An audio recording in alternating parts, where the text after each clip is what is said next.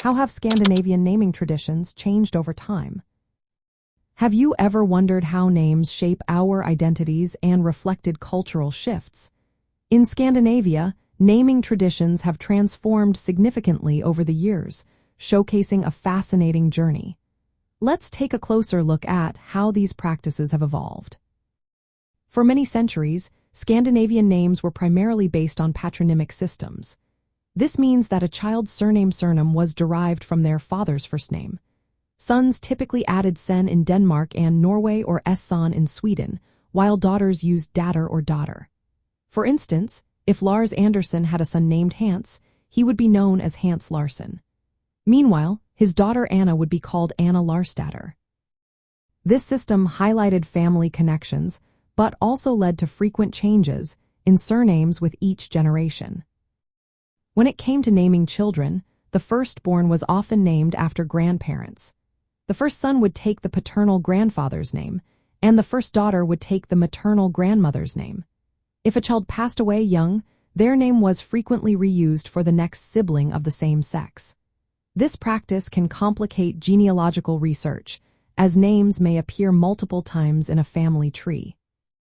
A significant change occurred between the years 1860 and 1900 for when Scandinavia transitioned to fixed hereditary surnames.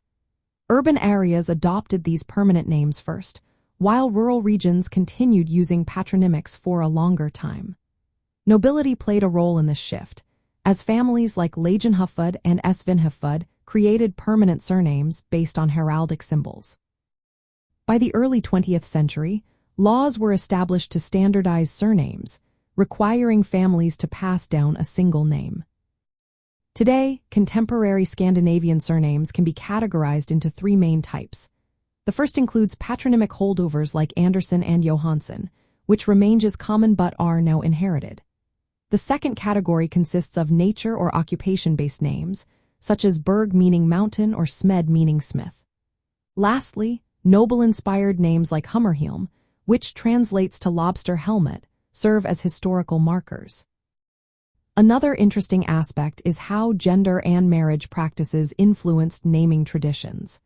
Traditionally, women kept their birth surnames after marriage, a custom that persisted until the 1900s. This practice made it easier to trace maternal lineages, as a woman's surname always reflected her father's name.